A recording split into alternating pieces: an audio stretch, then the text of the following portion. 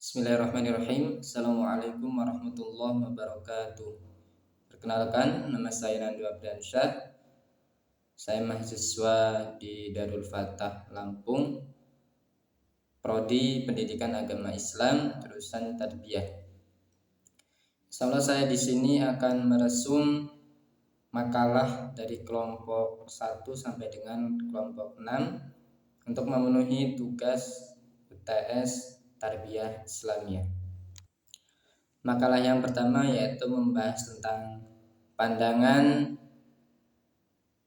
pendidikan Islam tentang manusia dan masyarakat. Manusia adalah makhluk Allah yang diciptakan sempurna, yaitu Allah bekali dengan hawa nafsu dan juga akal pikiran. Adapun proses dari penciptaan manusia yakni yang tertera dari dalam surah Al-Mu'minun ayat 12 sampai 14. Prosesnya yakni yang pertama, manusia itu dijadikan saripati dari inti saripati tanah, kemudian dijadikan air mani yang disebut nutfah. Kemudian air mani tersebut dimasukkan ke dalam rahim seorang wanita, kemudian dijadikan darah yang kental dan juga berubah menjadi sebuah daging dan diselimuti oleh tulang belulang. Tidak hanya itu, demi kesempurnaannya manusia, yaitu manusia dibekali potensi dari Allah Subhanahu wa taala, yaitu potensi pendengaran, potensi penglihatan dan juga potensi akal pikiran, yang mana dari potensi-potensi tersebut akan menunjang kedudukan manusia di muka bumi. Kedudukan tersebut ini sebagai hamba Allah, yaitu sepenuhnya mengabdi kepada Allah, yang bertakwa, menjalankan kewajiban dan meninggalkan larang-larangannya, kemudian menjadi seorang khalifah ya, seperti tercantum dalam surat Al-Baqarah ayat ke-30. Kemudian manusia sebagai pemanfaat dan juga penjaga kelestarian alam, dan juga sebagai peneliti alam. Manusia juga sebagai makhluk yang tinggi derajatnya lagi mulia. Nah, inilah proses terjadinya manusia dan juga potensi yang Allah bekali pada manusia, kemudian kedudukan manusia di muka bumi. Selanjutnya tentang hakikat masyarakat. Secara umum, masyarakat yakni kumpulan dari beberapa kelompok atau sekumpulan manusia yang menempati wilayah atau kawasan tertentu dengan demi mencapai tujuan tertentu. Anggota masyarakat terdiri dari berbagai macam pendidikan, profesi, keahlian, suku, bangsa maupun lapisan sosial, sehingga menjadi masyarakat yang majemuk. Dalam masyarakat ini secara langsung ataupun tidak langsung akan menjalin komunikasi, mengadakan kerjasama, kemudian saling memengaruhi dalam rangka untuk mencapai suatu tujuan tersebut. Dalam Islam, masyarakat memiliki pandangan untuk membentuk dasar dari pembentukan masyarakat itu tersendiri.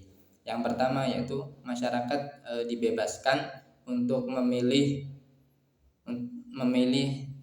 keyakinannya masing-masing.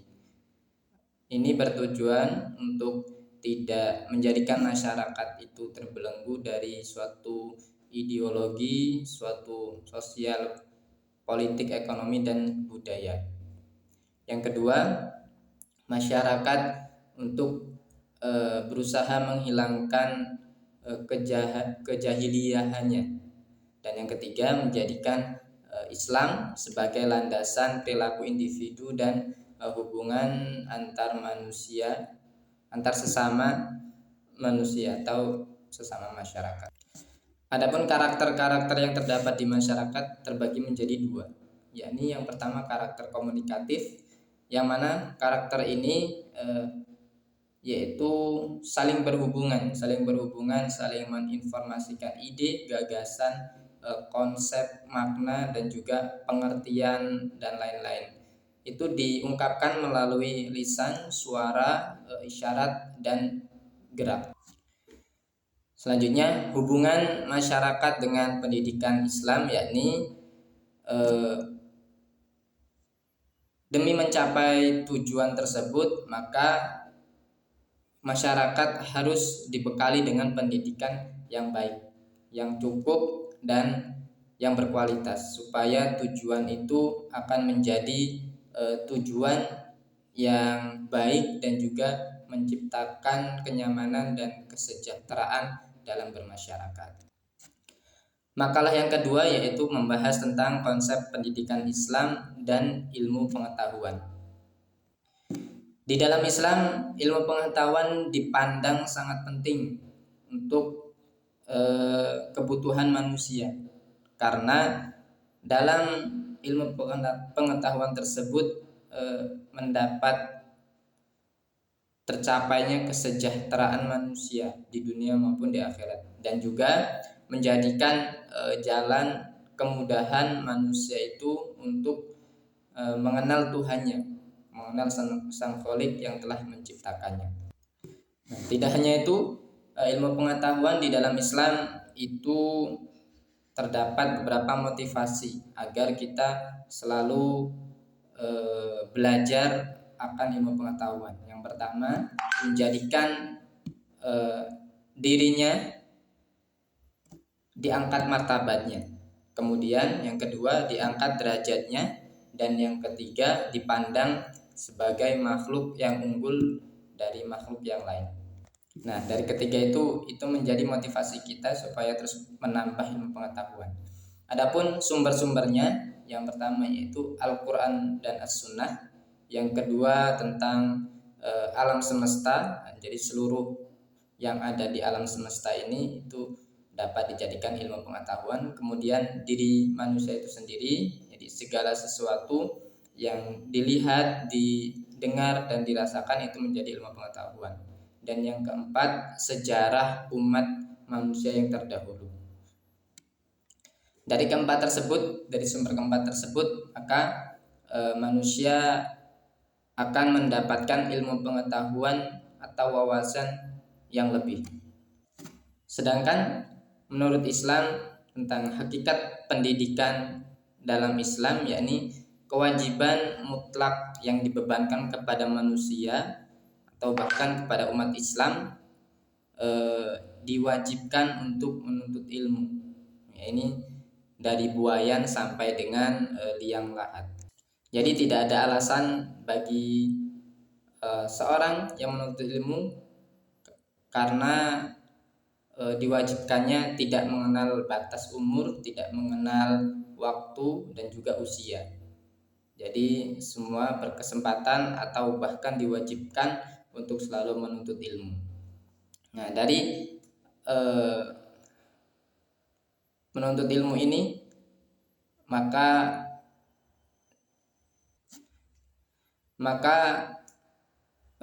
Islam ya mengimplikasi supaya ilmu pengetahuan ini bisa diperoleh dengan mudah, bisa diperoleh oleh orang banyak, yaitu dengan 3. Yang pertama, menjadikan pendidikan madrasah diniyah atau TPA. Yang kedua, pondok pesantren. Dan yang ketiga, itu sekolah formal berbasis Islam atau kita sering sebut dengan IT, Islam terpadu.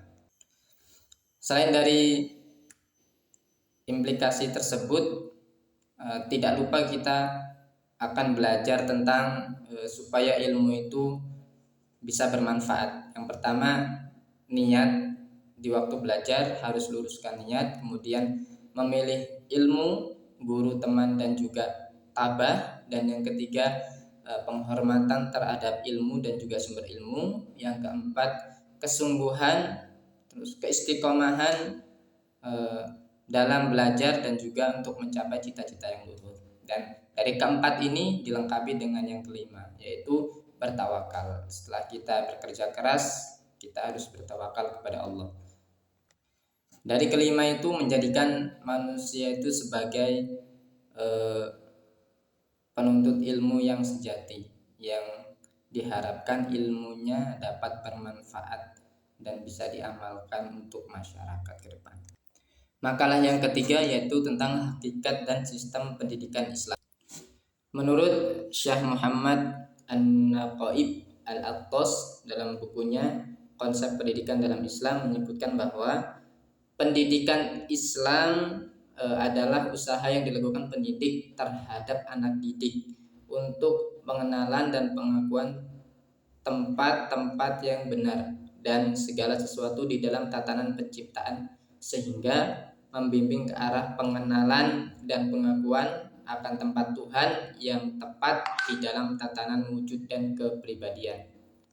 Adapun ciri-ciri khusus sistem pendidikan Islam, yang pertama, sistem ibadah.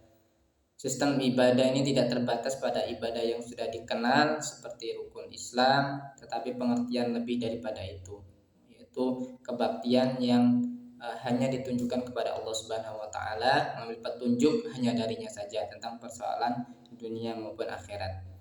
Yang kedua, pembinaan rohani, yang menciptakan hubungan yang terus-menerus antara ruh dan juga Allah Subhanahu wa taala. Yang ketiga, pembinaan intelektual. Dalam hal ini bahwa akal merupakan kekuatan yang besar untuk membangkitkan daya fikir, sehingga perlu dibina tenaga akal dalam pembuktian dan pencarian kebenaran.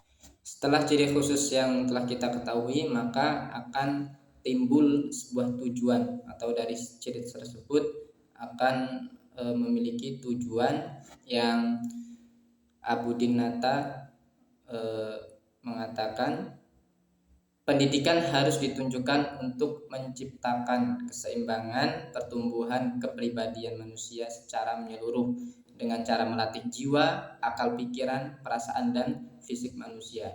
Dengan demikian, pendidikan harus mengupayakan tumbuhnya seluruh potensi manusia, baik yang bersifat spiritual, intelektual, daya khayal, fisik, dan ilmu pengetahuan. Tidak hanya tujuan yang dimiliki, serta ada fungsi yang tentunya pendidikan Islam laksanakan itu akan terwujud. Fungsi itu menurut Majid Andayani itu mengungkapkan 7 fungsi dalam PAI, yakni pengembangan, penanaman nilai, penyesuaian mental, perbaikan, pencegahan, pengajaran, dan penyaluran. Fungsi pengembangan berkaitan dengan keimanan dan ketakwaan siswa kepada Allah Subhanahu wa taala.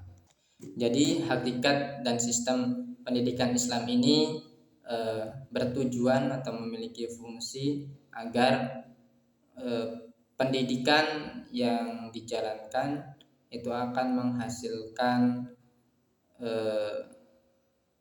hasil yang berkualitas dan juga tentunya agamis, yakni bertambahnya takwa kepada Allah Subhanahu wa taala.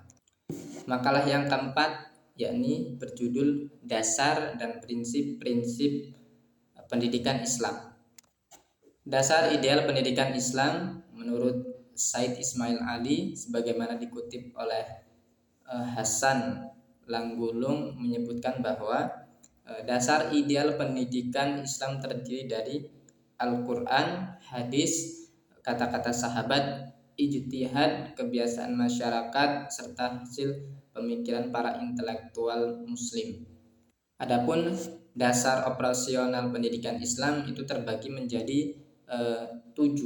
Di antaranya yang pertama dasar historis, kemudian dasar sosiologis, dasar ekonomi, dasar politik dan administratif, dasar psikologis, dasar filosofis dan juga dasar religius. Kemudian selain dasar pendidikan Islam, adapun prinsip pendidikan dalam Islam, yaitu terbagi menjadi beberapa bagian. Yang prinsip pertama yaitu pertautan yang sempurna dengan agama, termasuk ajaran-ajaran dan nilai-nilainya. Maka setiap yang berkaitan dengan kurikulum, termasuk falsafah, tujuan-tujuan, kandungan-kandungan, metode pengajar, cara-cara perlakuan dan hubungan-hubungan yang berlaku dalam lembaga-lembaga pendidikan harus berdasar pada agama dan akhlak Islam. Jadi segala komponen yang terdapat dalam suatu lembaga itu harus mendasar pada agama dan juga pada akhlak Islam. Kemudian prinsip kedua yaitu prinsip yang menyeluruh atau universal. Prinsip yang ketiga adalah keseimbangan yang relatif antara tujuan-tujuan dan kandungan-kandungan dalam sebuah kurikulum pendidikan. Prinsip yang keempat adalah yaitu berkaitan dengan bakat, minat, kemudian kemampuan-kemampuan dan juga kebutuhan pelajar dalam proses penunjang pendidikan Islam dalam lembaga tersebut. Dari prinsip dan juga dasar tersebut akan diharapkan para murid dan juga peserta didik itu akan membentuk sikap atau membentuk insan kamil yang berakhlak mulia, juga memiliki akhlak yang baik, yang berbudi pekerti yang baik demi tercapainya kesejahteraan di kehidupan atau kehidupan yang bahagia di dunia maupun di akhirat kelak. Adapun makalah yang nomor 5 yang berjudul Tujuan Pendidikan Islam. Tujuan-tujuan dalam pendidikan Islam itu ada tujuan umum dan juga tujuan khusus. Tujuan umum yang pertama membentuk akhlak yang mulia untuk peserta didik. Kemudian mempersiapkan peserta didik untuk kehidupan di dunia dan di akhirat. Mempersiapkan peserta didik untuk mengembangkan usaha atau mencari rezeki yang profesional, kemudian menumbuhkan semangat ilmiah kepada peserta didik untuk terus belajar dan juga menggali sebuah ilmu, dan selanjutnya mempersiapkan peserta didik yang profesional dalam bidangnya masing-masing. Adapun tujuan khusus pendidikan dalam Islam, yang pertama memperkenalkan dasar-dasar Islam, tata cara beribadat Islam dan juga akidah Islam yang sesuai dengan syariat Islam. Yang kedua, menumbuhkan kesadaran peserta didik akan pentingnya terhadap agama dan juga akan pentingnya terkait dasar-dasar akhlak yang mulia atau sikap yang baik. Yang ketiga, menumbuhkan kesadaran atau minat peserta didik untuk mempelajari ilmu-ilmu tentang adab, tentang keagamaan dan juga tentang hukum-hukum yang ada di dalam Islam. Yang keempat, menanamkan rasa cinta terhadap Al-Quran dan dari pengajaran dan juga pengamalan. Yang kelima, menumbuhkan rasa bangga diri di dalam diri peserta didik untuk sejarah dan kebudayaan yang ada di dalam Islam. Yang keenam, menumbuhkan rasa rela, optimis dan juga percaya diri serta bertanggung jawab. Yang ketujuh, mendidik naluri, motivasi dan keinginan generasi muda dan membentenginya dengan akidah dan nilai-nilai keislaman. Yang kedelapan, menanamkan keimanan kepada Allah Subhanahu wa taala sebagai pencipta kita, kemudian kepada malaikat, kepada rasul dan juga kitab-kitabnya. Sedangkan menurut Abdurrahman Saleh Abdullah ada 3 tujuan pokok pendidikan dalam Islam. Yang pertama tujuan jasmani, yakni ahdaf al-jismiyah. Yang kedua tujuan pendidikan ruhani, yakni ahdaf ar-ruhaniyah. Dan yang ketiga tujuan pendidikan akal, yakni ahdaf al-aqliyah. Dari ketiga ini memunculkan peserta didik yang jasmani kuat, kemudian rohaninya juga kuat, rohani tentang peribadatan kepada Sang Pencipta, kemudian akal dibekali dengan akal yang bagus, akal yang sehat, dan daya pikir yang tentunya dibutuhkan dalam pendidikan Islam dan juga dalam pengembangannya. Dari tujuan-tujuan tersebut tidak lepas dari komponen-komponen yang terdapat dalam tujuan pendidikan. Yang pertama adanya pendidik. Pendidik itu orang yang diserahi atau orang yang bertanggung jawab dalam proses belajar mengajar, membina, membimbing, dan mengarahkan serta menumbuhkan. Yang kedua, peserta didik. Peserta didik ini memiliki makna yang luas. Salah satunya anak yang belum dewasa dan juga orang yang sudah dewasa tapi masih dalam tahap mencari atau menuntut ilmu dan keterampilan. Dan yang ketiga, tujuan pendidikan. Dari tujuan-tujuan pendidikan itu ada beberapa fungsinya. Fungsi yang pertama mengakhiri usaha, fungsi kedua mengarahkan usaha, fungsi ketiga merupakan titik pangkal untuk mencapai tujuan-tujuan lain, dan yang keempat memberi nilai pada usaha, berhasil atau gagal. Nah, dari tujuan-tujuan ini dan juga dalam komponen ini diharapkan pendidikan Islam itu dapat bersaing dengan pendidikan tentunya di dunia barat, supaya berkembang dan juga menjadikan pendidikan Islam ini sebagai patokan dalam mengembangkan ilmu pengetahuan dan juga ilmu sikap akhlakul karimah. Selanjutnya makalah yang terakhir atau yang keenam itu membahas mengenai komponen pendidikan Islam atau anak didik. Ya, seperti makalah yang kelima tadi, dalam Islam, dalam pendidikan Islam itu harus memiliki peserta didik. Apa itu peserta didik? Yakni individu yang sedang berkembang baik secara fisik, psikologis, religius, dan mengurangi kehidupan di dunia dan mengarungi kehidupan di dunia maupun di akhirat.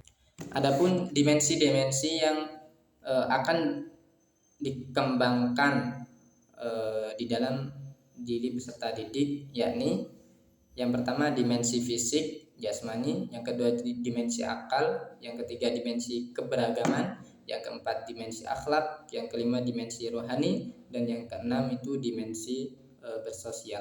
Dimensi fisik yakni menjadikan pertumbuhan tubuh manusia itu mencapai pertumbuhan yang sempurna dan juga mengembangkan energi atau potensi yang dimiliki manusia tersebut. Sedangkan dimensi akal yakni dimensi yang berhubungan mengenai pemahaman, pertimbangan, pengelolaan informasi, pemecahan masalah, kesenjangan, dan juga keyakinan. Yang ketiga yaitu dimensi keberagamaan.